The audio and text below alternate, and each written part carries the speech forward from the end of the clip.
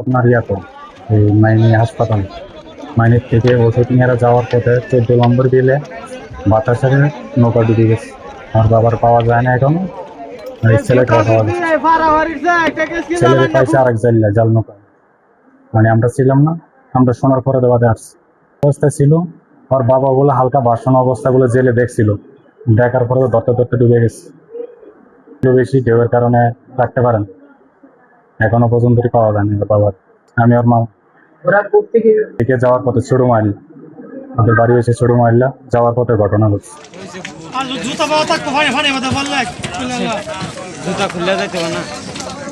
জুতা পাওয়া থাকলে থাক, মানুষ পাইছেন এটা কও।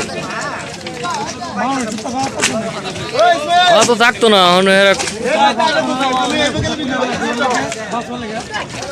পাঁচটায় নৌকাডুবিতে একটি নৌকাডুবির ঘটনায় 5:30টায় একটি বাচ্চা আমাদের কাছে আসে। যখন আসে বাচ্চা খুবই ভীত ছিল এবং যথেষ্ট পরিমাণে সে পানি তার লাংসে ঢুকে যায়। পরবর্তীতে আমরা এখানে আসার পর বাচ্চাটা রিসাসিটেট করি। আলহামদুলিল্লাহ এখন বাচ্চা সুস্থ আছে, তবে মানসিকভাবে বাচ্চা একটু ট্রমাটাইজ।